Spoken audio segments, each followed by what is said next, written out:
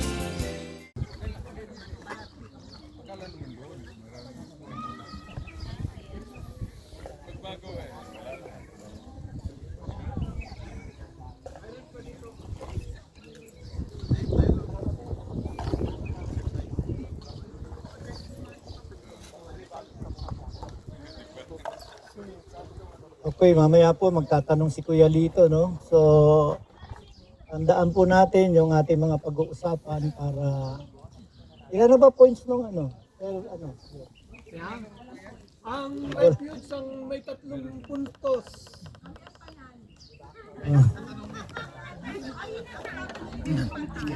Yan. Okay. So, ang tatalakayin natin ngayon, sobrang napakahalaga at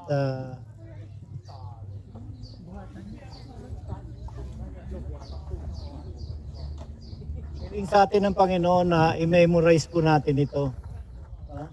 So, nakakatuwa kanina, may mga kapatid tayo nag-memorize ng Psalm 23. Buti na lang hindi ako nagsalita sa harap na may premyo kung sino makakapagsalita ng 23. Ang dami palang may alam.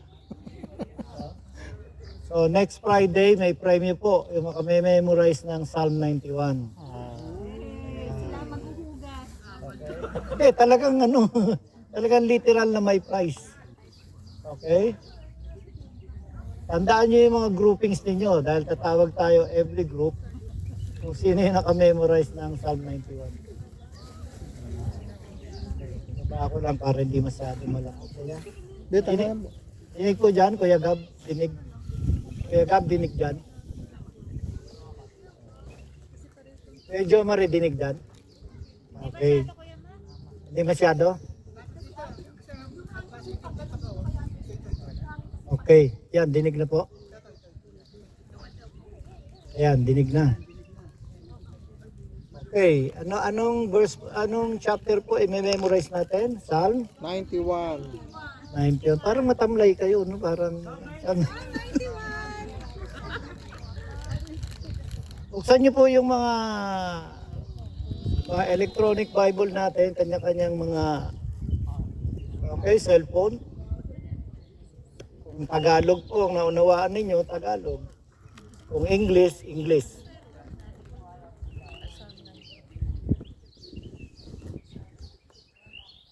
Okay, Okay, mag-aano muna kami ni Kuya Lito, Dolphy and Panchito. Okay. Yeah, ready. Ready ka na, Kuya Lito. Ikaw hindi nakikinig. Napasahin ko na ba kayo? Hindi, mamaya po pag Dolphin Panchito. Okay. Sige po, pikit natin yung ating mga physical na mata.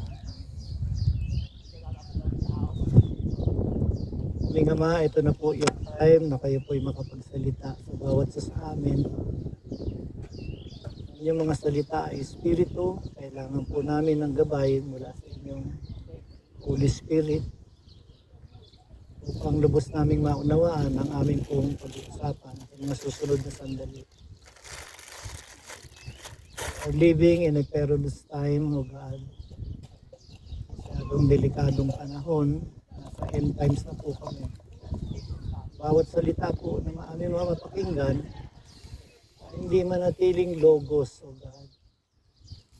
We want your logos, Panginoon, na maging rema sa aming po mga puso at isipan upang lubos naming maunawaan ang inyong pong gustong ipahayag sa bawat sa amin. Hindi lang kami, O Diyos, kundi may bahagi namin ito sa aming mga pamilya. Kailangan po maluwalhati, aming Ama, kapatid namin ang iyong pag-ibig sa bawat sa amin. Hindi lamang po may kanyag, Panginoong Jesucristo, dahil sa ginawa ninyo sa krus ng Kalbaryo. At kayo po ang pasalamatan o banal na Espiritu sa inyong gabay at pagtuturo sa amin sa umagang ito. Palain mo po ang bawat sa amin. Ngalan po ninyo, Panginoong Hesus. Kayo po magwika ng Amen. So, Psalm 91. Meron pong 16 verses yan. Okay. At magandang ma-memorize po natin. Ang hindi naman natin to gagamitin bilang agimat, ano? Yung iba kasi nagme-memorize ng verse para agimat eh. Di ba?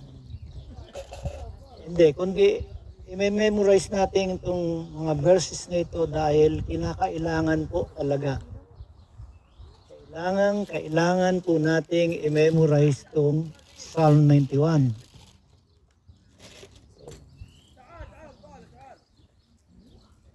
Sabi po ng isang nag-memorize ito, mainam daw po siya kapag ipakinabang na basahin niyo siya ng 7 beses, 1 oras bago kayo matulog. Okay? 7 beses, 1 hour before kayo matulog. 7 beses. Okay? At meron naman po nag-refute ng Psalm 91. Sabi niya, lagi kong binibigkas, binabasa yung Psalm 91. Wala naman nangyayari. Wala naman solusyon sa mga problema ko. Pinagpipray kong problema, nandoon pa rin. Okay? Yung pinagtanungan niya, tinanong ngayon siya. Sabi, habang binibigkas mo ba yung Psalm 91, ano ba yung iniisip mo? Sabi niya, kaya ako nga yung binibigkas dahil solusyon sa mga problema ko. Iniisip ko yung mga babayaran ko utang. Iniisip ko yung mga problema ko sa pamilya. Iniisip ko yung mga kakaharapin kong kahirapan at yung dinadanas kong kasalukuyang kahirapan.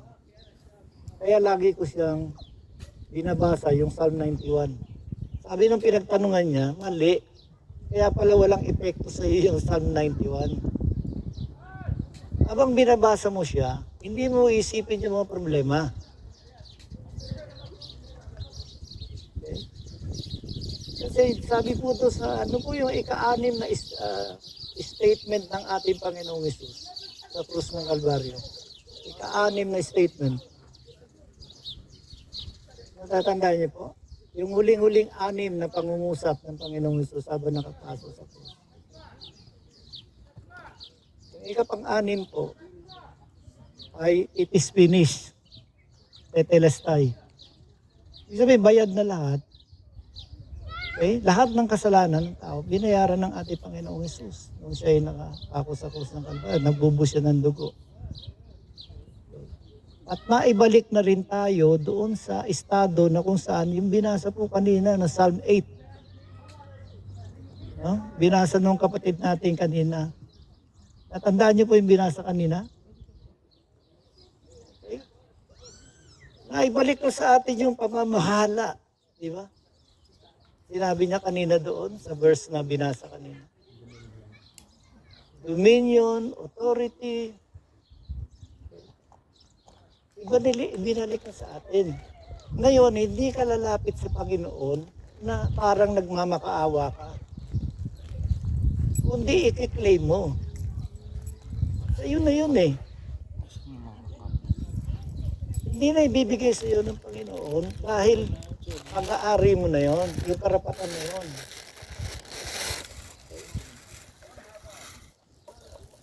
Kung sino mang nakipag-isa sa Panginoong Jesucristo, sabi kong gano'n, ay may karapatan ng tumawag ng Ama. So, mga anak tayo ng ating Panginoong Diyos. Bilang mga anak, may karapatan tayo. Kaya yung Psalm 91, karapatan natin yun. Which is hindi natin kiniklaim. Dahil ang ginagawa ng Diablo, hindi naman sasabihin ng Diablo na yung mga matitingkad na kasalanan eh. Huwag mong gawin yan. Kundi, gagawin ka lang niyang busy. Gagawin ka niyang maabala ka. Okay? Para hindi ka makapag-concentrate ng pagkikipag-usap sa Kanya. Kaya itong Psalm 91, mainam po na i-memorize po natin. Dating ng araw, wala na po tayong kagaya ng big house na kung saan magpe-fellowship tayo. Baka hindi na nga kayo magdala ng Biblia. Wala na rin cellphone. Paano kayo bibili ng load? Wala naman kayong mark of the beast. Okay, dahil habulin na tayo, huntingin tayo, hindi ka rin makakabayad ng load. Wala ka ng electronic Bible. Kaya kailangan, ngayon pa lamang po, nagbe-memorize na tayo ng mga verses. And I salute those who memorize po yung Psalm 23 dahil napakainam po noon. The Lord is my shepherd.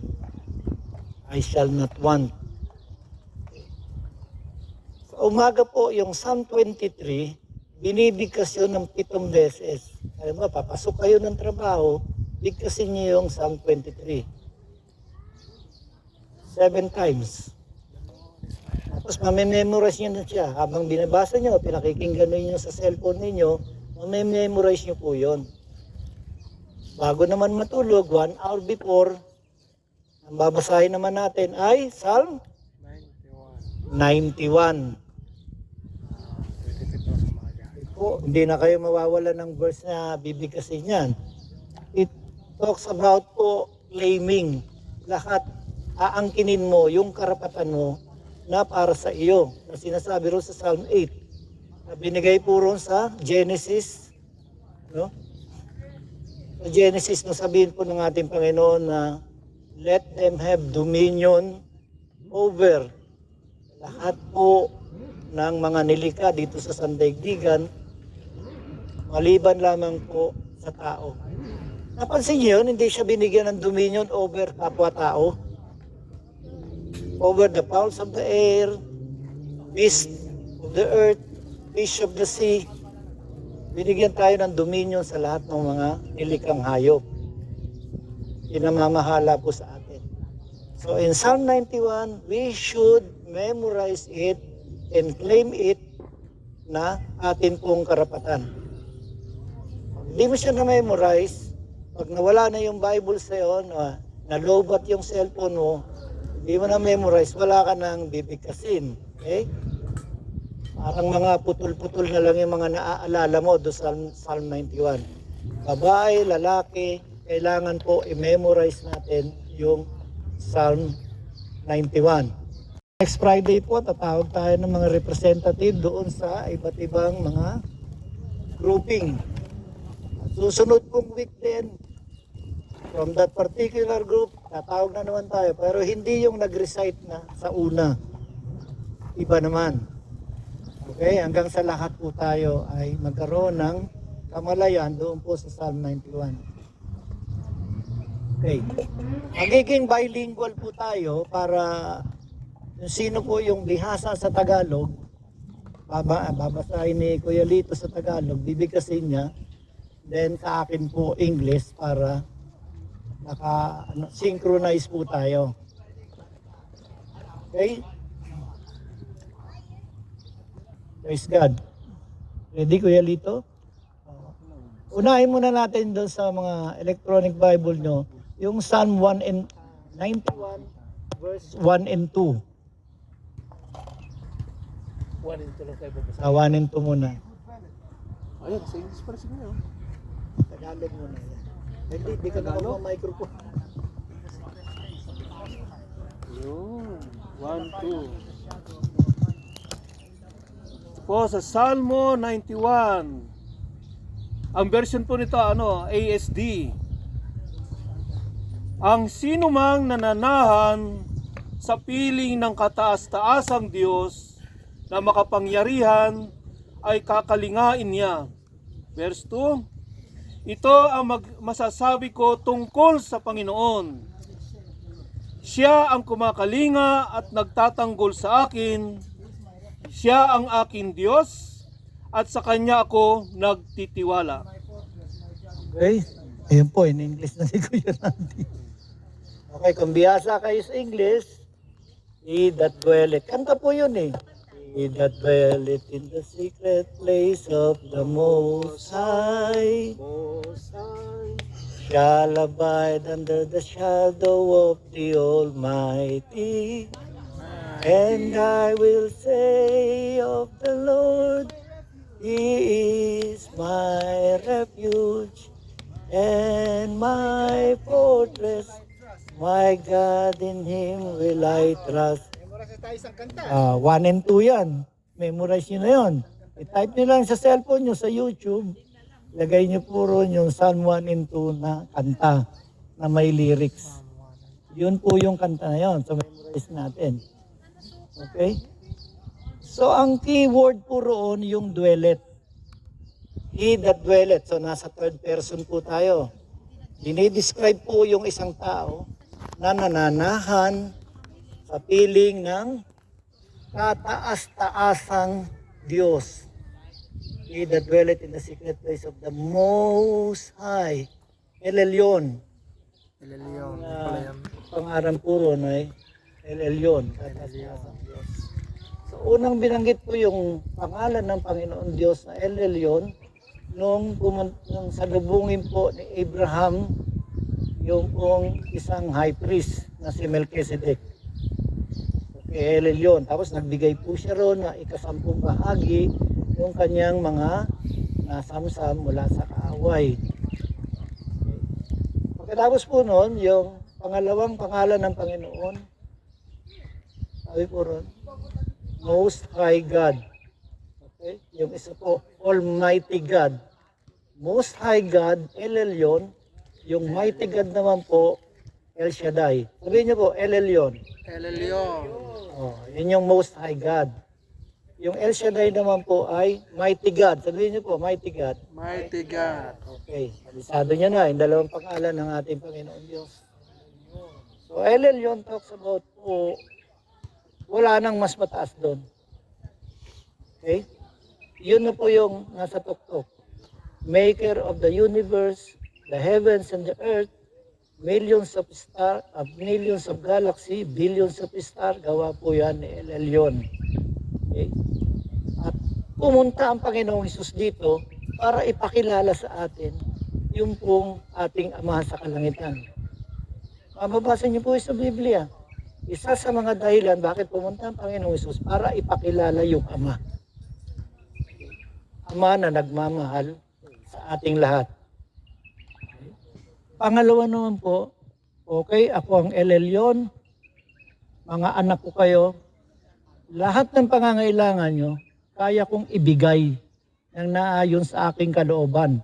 Kaya ang pangalan niya naman, El Shaddai. Almighty God. Almighty. Okay? He's a sustainer. Okay?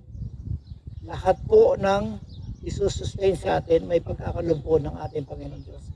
Ang gusto lamang po niya, binescribe niya yung ika-third person, he that dwelleth. Kung ikaw yun, babae, lalaki, kung mananahan ka sa piling ni El Elyon, okay, he that dwelleth in the secret place of the Most High shall abide under the shadow of the Almighty.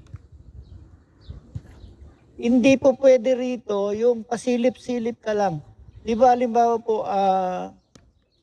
kayo sa mga bahay ninyo, ang tawag doon, you are the dweller of that place. Kasi doon kayo nakatira. You always make tahan doon sa bahay ninyo. Pero pag may bisita kayo, hindi siya dweller. Hindi siya nananahan sa bahay ninyo. Maliwanag po yung distinction. Nakatira ka sa bahay mo, hindi yung mamamasyal ka, uupa ka ng Airbnb, hindi ka dweller doon sa Airbnb na yan, umupa ka lang. Ang sinasabi po rito, he that dwelleth, ang sino mang nananahan. Okay? Dapat manahan po tayo. Hindi yung, pag may problema, saka ka lang dadayal ng 911. Dapat alam na natin yung pagdial ng 991 verse 1. Doon po nila kinuha yun yung 911 kaya mabilis Hindi, kung may problema na, saka ka dadial ng 911, hindi. Okay. Bago ka matulog, 7 times, bibigkasin mo yung Psalm 91 from verse 1 to 16. Yun po yung goal natin, ma-memorize natin yung Psalm 91. At yung mentality natin, hindi yung habang binibikas mo siya, okay? Nasa isip mo yung mga problema mo. Yung kaharapin mong trabaho kinabukasan, na naiwanan mo ngayon, nabigyan ka ng memo, warning memo, may humihingi sa iyo ng pera sa Pilipinas, wala ka may pagkaloob. Pupunta ka ngayon sa 91 verse 1 and 2. No, sabing ganun, mananahan ka. Okay? Kaya may problema ka, kaya wala. Masaya ka, malungkot, may nangyari sa iyo, no? Na hindi ka ay-aya. Okay? Selebrasyon, manahan ka. Diba kahit anong mangyari sa atin sa kalye, at the end of the day, uuwi ka sa bahay mo. Ganun yung gusto ng ating Panginoon. Manahan tayo sa piling niya. He longs for a conversation between Him and us. Gusto niya, kinakausap natin siya. 8 billion katao. 1.2 billion Katoliko. 2.7 po ang Kristiyano sa buong mundo. Ilan po yung natitira na halo-halo na Kristiyano? 1.5. Yung 1.5 na yung kasama po tayo. Kapag nagsabay-sabay yung 2.7 billion na mananampalataya, nagsabay-sabay manalangin, kaya yun sagutin ng Panginoon one-on-one. One time, nanalangin tayo lahat, nandoon tayo sa sikretong lugar na kung saan tahimik. Di ba sabi rin sa Mark 1, verse 35, tandaan niyo po yun. Mark 1, sabihin po natin, Mark 1, Mark 1, verse 35. verse 35. Ano po nakalagay doon? In the morning, while it was still dark, the Lord Jesus Christ went out of the house, went into a solitary place to pray. Yun po yung secret place ng ating Panginoong Hesus. Dapat meron din kayo, isa-isa sa atin, na sikretong lugar. Ibig sabihin naman ng sikreto. Minsan nga may mga preso tayo mga kapatid. 12 sila roon sa kwarto sa kulungan. Pero pa siya? Nakakapunta pa siya sa secret place. Okay? Yung kababaihan naman, no? Ang anak niya ata, 12. Sa Europe ito, nanay siya ng isang sikat na no evangelist. Yung nanay, nakatira sila sa bahay na kudrado lang siya. Pag pupunta ka sa kusina, kakaliwa ka lang. Punta ka sa banyo, nandito. Tapos kainan, tapos bedroom. Ando doon nasa kudrado na yun. Tapos 12 yung anak niya. Saan ka magsi-secret place doon? Saan ka magka-quiet time doon? 12 yung anak. Pero pag magsi-secret place na siya, mananahan na siya sa piling ng Panginoon. Gusto niya makipag one-on-one. Ang gagawin niya po, di ba mahaba yung damit nila? Yung nakabolga na ganun. Yung mga sa Europe. Ang gagawin niya, itataas niya yon. Sasabihin niya, mga anak, mananalangin na ako sa Panginoon ha, tahimik lang. Itataklob niyang ganun. Yun na yung secret place niya. Okay? Samantalang tayo, di ba? Meron tayong mga lugar na kung saan tahimik na tahimik talaga. Kung malinis yung banyo nyo, maraming tao, pwede ka namang sumimple doon. Pero ang the best niyan would be mag-invest na tayo. I-train natin yung sarili natin. Gumising ng alas 3 ng madaling araw. Okay? Then kausapin natin Panginoon. Yun yung the best. Sa umpisa siguro, sabi niya, brother, tagal ko nang nakapanalangin, praise God. Pagtingin niya sa oras niya, nakaka 5 minutes lang pala siya. Natagalan na siya noon. Ha? Yung iba naman, brad, wala na kasi kami masabi. O meron pong sikreto doon. Yung isang pastor sa Korea, sabi niya, may mga pumupunta sa akin ng mga pastor sa congregation namin. Tapos doon sa Prayer Mountain, may mga kanya-kanyang kwarto. Lahat ng mga pastor, evangelist ng mga tiga Europe, Amerika, pupunta rin tigi-tigi sa silang kwarto. Punta nila rin sa kwarto, papakinggan niya kung ano yung sinasabi. After 15 minutes, ang binibigkas na lang ng mga pastor at saka evangelist ay puro hallelujah na lang. Hallelujah, hallelujah, hallelujah. Naubusan na nang sasabihin. Binigay niya sekreto is you have to pray po yung tabernacle prayer. Sinabi natin kanina, John 14:6, the way, the truth, and the life. Pasok ka ron sa tabernakulo, siya yung gate, siya yung pintuan, siya yung curtain, yung veil. Lahat po doon sa tabernakulo, it depicts our Lord Jesus Christ. Lahat po ron. Una-muna, papasok ko sa gate, Panginoong Hesus, papasok po ako.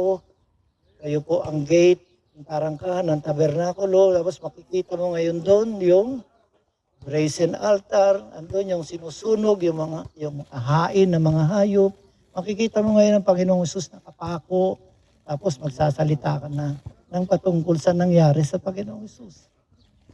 Panginoong Hesus, 7 beses po kayong nagbubo ng inyong dugo mula doon sa hardin ng Getsemani hanggang sa pagpapako sa inyo sa krus.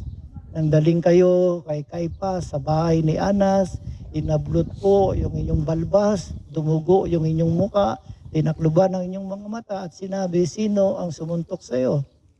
Habang kayo nasa hardin, because of intense agony, pumutok yung mga ugat ninyo sa inyong balat, dumanas po kayong pagdugo. Kapatlo, inaharap kayo kay Pilato at pinapalo po kayo, scourging at the pillar mula mukha ninyo, likod, talampakan, lahat may sugat. Surely He took up our infirmities and carried our sorrows. Dapat minimemorize po natin lahat yan. Makakaroon na kaganapan sa atin yun. Yan nung kayo po ay 39 lashes. Paghampas po sa Panginoong Hesus, may imagine niyo yun. 39 lamang po, bawal sumobra. Ang tawag nila doon, 40 minus 1. Kaya 39 lashes. Paghampas na ganyan, 1. Pero yung 1 na yon, meron po siyang siyam. Siyam na ganun po, no? Tapos dulo nun, may mga balls na meron pong mga tinik. So So pagpalong ganyan, minultiply mo yung 9 9 po yung gano'n, panghampas, yung pang-scourge, tumama sa'yo, i-multiply mo yun ng 39 beses, papatakbo siya na 531. So yun yung tinamupo na latay ng Panginoong Hesus. Hindi lang latay yun. Talagang bubuka yung balat mo.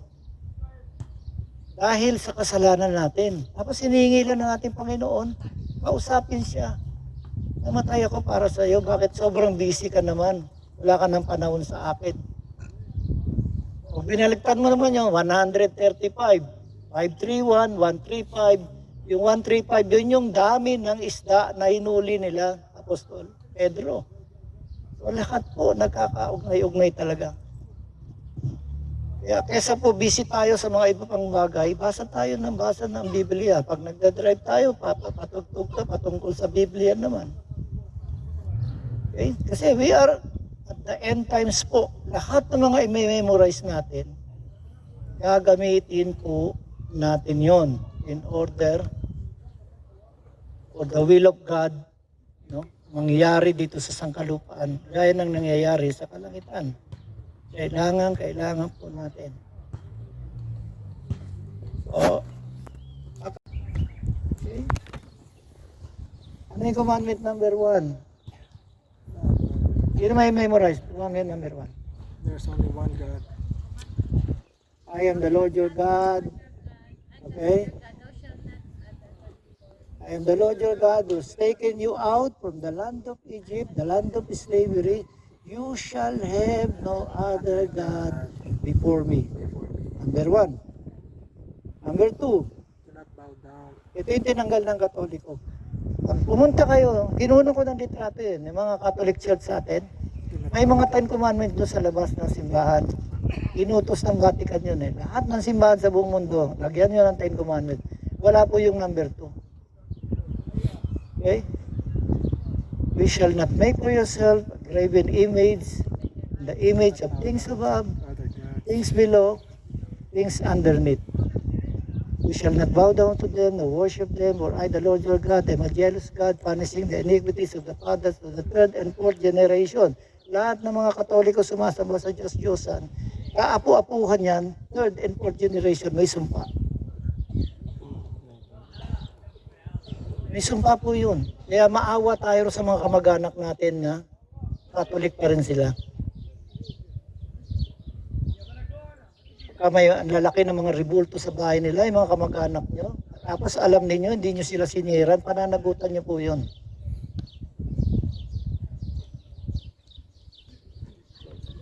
Commandment number 3, you shall not take the name of the Lord thy God in vain, for I will not hold guiltless anyone who misuse my name. Yung gumagamit ng pangalan ko sa walang kabuluhan, kala natin yung curse word lang. Dinamitan siya ng robe, balabal. Kinuha nung gwardiya yung kanyang balabal, ilagay sa Panginoong Hesus. Kinukutya siyang sinabihan, Hail, King of the Jews. Pero, hari ka, di ba? Kailangan natin ng tinik. So, they passion a crown of thorn. No? Nilagay nila sa ulunan ng Panginoong Hesus. Nung nasa ulunan ng Panginoong Hesus yun, gumigewang-gewang yung corona, pabagsak-bagsak. Ginawa niya, they fashioned a staff out of reed. No? Gumawa sila ng baston. Yung baston na yun, inampas nila yung ulo ng Panginoong Hesus para tumusok yung mga tinik sa skin ng kanyang skull.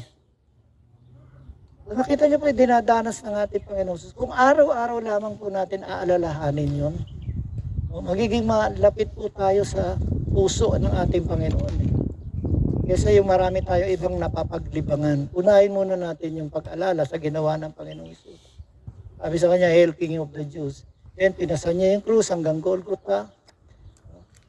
Sa panglima puro, pinako yung kanyang kamay, pinako yung kanyang paa. Ikapang-7, na nagbubus siya ng dugo, nung sinibat yung kanyang tagiliran, okay, kapanganakan ng iglesia. Doon po, naghalo po yung dugo at tubig, umagos sa kanyang tagiliran. Habang nakapako po siya, umaagos yun doon sa krus. doon sa kahoy. Doon po sa kahoy, nung mamatay natin Panginoong Jesus, nagkaroon ng lindol. Pagkalindol, nabiyak po yung mga bato. Nakasulat po yun sa Biblia. There was a great earthquake and the rocks split. Sabi pong ganyan. Lumaloy po yung kanyang dugo ng Panginoong Jesus. Tumuloy-tuloy po doon sa siwang, sa ilalim. Sa ilalim po may kuweba. Doon sa kuweba na yon, nandun po yung Ark of the Covenant. Sabi po sa kasulatan, sa left side nito, wiwisikan ng dugo ng mga hayop yung kabila. Pero yung kabila, wag wiwisikan. Dahil ang iwiwisik doon ay dugo ng Mesiyas. Kung pinako ang Panginoong Hesus, tumuloy yung kanyang dugo, tumuloy doon sa Ark of the Covenant, nawisikan po yung arko. So lahat yung dapat, ang dami nating matutunan po, no? Patungkol sa ating Panginoon. Ang dami-dami. Kaya lang ang gusto ng Diablo, malibang tayo. Para yung atensyon natin mawala sa ating Panginoong Hesus. Tapos, pagkatapos po nun, aalalahanin mo naman yung 7 last statement ng ating Panginoong Hesus. Dapat po memorize natin lahat yan, mga basic yan eh. Tinanong tayo, alam mo ba yung 7 last statement ng Panginoong Hesus sa krus ng Kalbaryo? Sabi mo, meron akong alam dun. Hindi, lahat. Okay? Uling-uli na yun, bago mamatay ang ating Panginoong Hesus, tapos hindi mo siya memorize. Okay? Kaya pagdating nyo sa mga Bible study group, taas ka agad ng kamay. Sino po ang nakamemorize ng 7 last statement ng Panginoong Hesus? Yan. Okay? Into your hands. Number 1, forgive them. Father, forgive them for they do not know what they're doing. Number 2, surely I say to you, thou shalt be with me in paradise. Number 3, pag number 3 na, imagine niyo lang yung mother ng ating Panginoong Hesus. Mother, behold thy son. Son, behold thy mother. Okay? Number 4. Sino nakakaalam na number 4? My God, why have you forsaken me? Sabi niya ganyan. Eli, Eli, lama sabachthani. Sabi niya ganyan. Tinatawag niya si Propeta Elias. Hindi nila alam, ang tinatawag niya ron, Ama. Okay? Dahil umiwas po yung mukha ng ating Panginoon Diyos sa ating Panginoong Jesucristo. Aalalahanin po natin lahat yun habang nandun tayo sa dwelling place ng ating Panginoon. Eli, Eli, lama sabachthani. Sabi niya ganyan. Okay? Number 5, sabi niya, I thirst. Nauuhaw ako. Kumuha ngayon yung Romanong sundalo. Okay? Nandoon po, nakalagay po sa Isaiah tayo na ang pinainom sa kanya, it's wine na raw.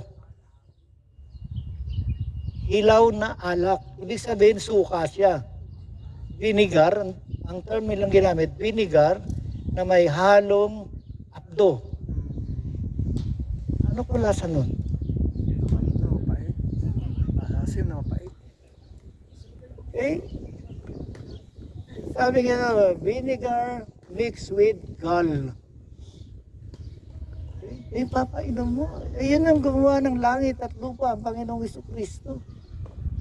Tapos yung mga tao, sabi niya, patawarin mo po sila, hindi nila alam ang kanilang ginagawa. Inom siyang gano'n. No? Then yung ikapang-anim po, sabi niya, tetelestai. It is finished. Nabayaran ko na lahat. Mga dapat bayaran, Ama. Okay? Ibalik na yung mga tao sa dati nilang kalalagyan. Anak, hindi basta-basta may babalik. Kasi may free will sila. Kailangan nilang manampalataya doon sa ginawa mo para maangkin nila yung dati nilang katatayuan. At yung kay Panguli, okay? Father, into thy hand I commit my spirit. Imagine niyo po lahat yun, kaya hindi kayo maubusan ng iba panalangin eh. Hindi tayo magagaya doon sa mga pastor and evangelists na puro hallelujah na lang after 15 minutes. Wala ka nang masabi, no? Dadako ka doon sa ugasan. ng mga saserdote, papalinis sila ron. Okay, imagine mo naman doon yung Ten Commandments. Dapat memorize mo rin yung Ten Commandments. Paano mo masusunod yung dalawang commandment? Sinabi ng Panginoong Hesus, you shall love the Lord your God with all your heart, with all your soul, with all your might. You shall love your neighbor as yourself. So, 10 commandments po yun. Okay. Ang naalala lang kasi dati, Matthew 22, 27 to 29 ata yun. Okay? Loving the Lord thy God with all thy heart. Pero yun po yun, 10 commandments yung sinasabi ng ating Panginoong Hesus. 10 commandments po, yung loving the Lord your God with all your heart, yung po yung commandment number 1, 2, 4. Ko sa gathering namin sa iglesia ni Manalo, ikaw nag-overtime. Anong kaibahan natin? Lahat po ito ay hihingi natin ng tawad. Okay? Okay, buray na yung lahat ng mga kasalanan. Pag hiningi natin ng tawad yun, burado na po yun. Kakalimutan ng Panginoon. Simula tayo ngayon sa clean slate na tinatawag doon. Okay? Malinis ngayon yung ating slate.